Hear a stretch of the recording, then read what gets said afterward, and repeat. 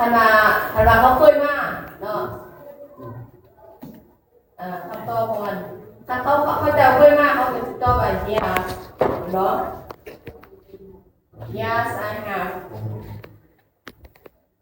is my second time ตัวอย่างเนาะ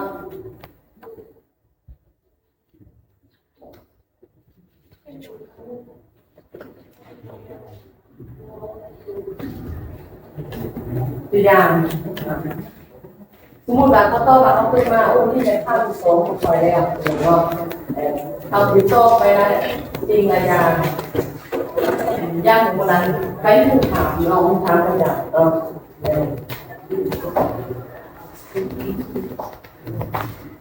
อันนี้สำหรับคนที่อันนี้คือในบทสนทนาเนาะภาษาเกี่ยวกับอะไรเจ้าเคยมาบ่หรือว่าคอยบ่เคยมาจักเทื่อคอยบ่เคยมาเที่ยวไม่ใช่จักเทื่ออันนี้เป็นที่นี้ is very beautiful ตัวอย่างเนาะคอยไป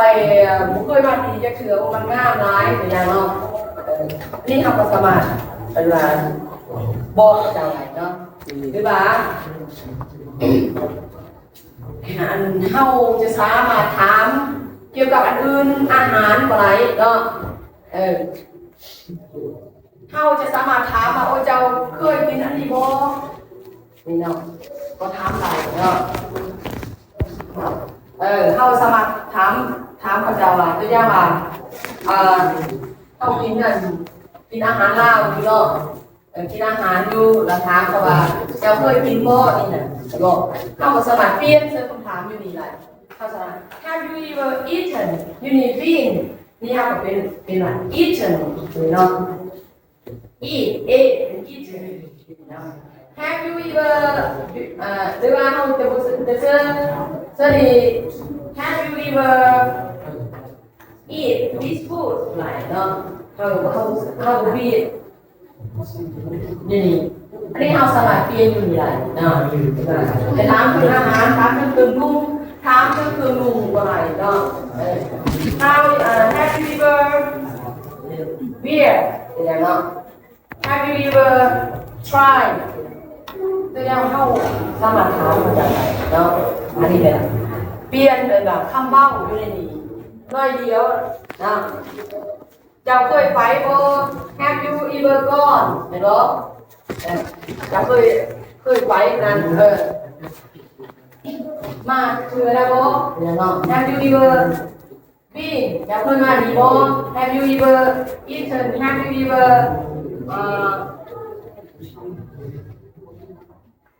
อะไรเนาะสมัย read อย่างเนาะ Have you ever seen อย่างเนาะเข้าสมัครถามอะไรเนาะอันนี้สมัครเวลาเกี่ยวกับประโยคในคำเล่าตัวนี้เนาะ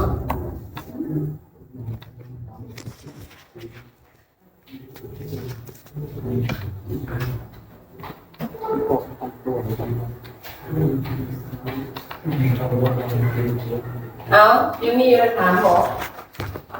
เกี่ยวกับคำถามตัวนั้นเนาะคำถามคำโตคำเบ้าตัวนั้นไม่มีคำถามบอก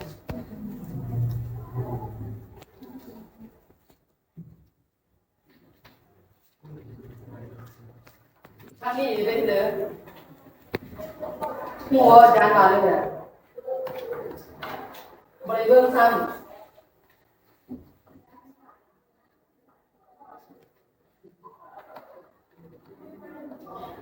เป็นตัววิทย์เนาะนักเรียนเราปีนี้วิทย์หลายเนาะแล้วสำหรับประโยคนี้นะเราสามารถไปขยายคำเบ้ามันเป็นหลายคำเบ้าเนาะ10ประโยค3ประโยคอะไรเนาะตัวอย่างว่าเขาดิอันสิ่งที่เฮาตัวอย่างว่าเนาะ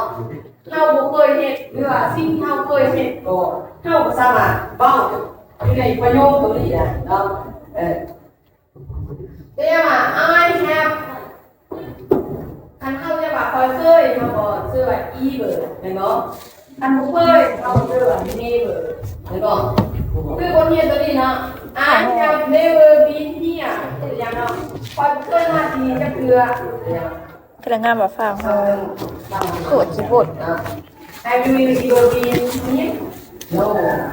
I have never been here. It's my first time. แต่นะเขาโตกว่านี้เนาะ